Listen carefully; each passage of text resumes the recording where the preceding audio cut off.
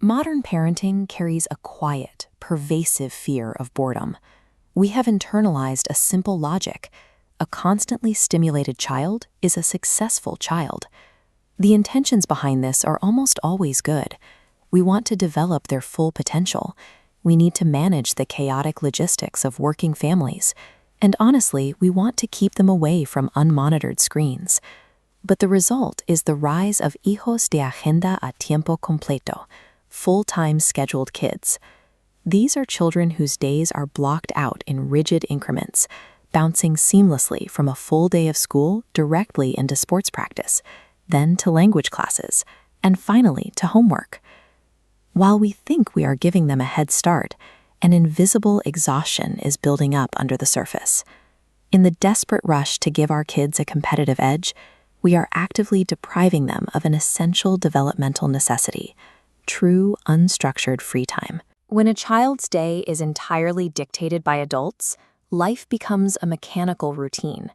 They move through their schedule by sheer inertia, following the path laid out for them.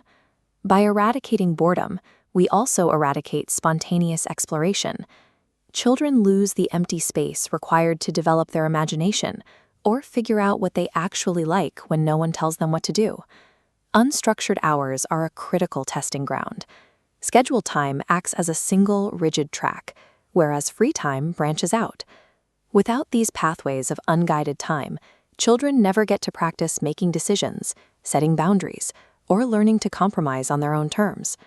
A fully structured day might keep kids out of trouble and make family calendars look impressive, but it prevents them from ever learning how to manage their own lives.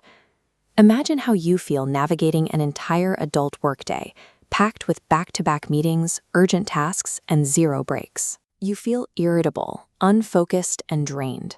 We rarely map this burnout onto children, but they experience the exact same saturation effect. The constant flow of input eventually overflows their capacity. The immediate symptoms are highly visible: sharp drops in focus, uncharacteristic irritability, and deep physical fatigue. Left unchecked, this chronic daily exhaustion evolves. Over the long term, it hardwires the developing brain for severe pediatric anxiety and stress. This relentless drive for productivity is a systematic path toward a pediatric mental health crisis. To fix this, we must redefine free time. As this textbook highlights, it's strictly the time remaining after academic obligations are met, meant exclusively for rest.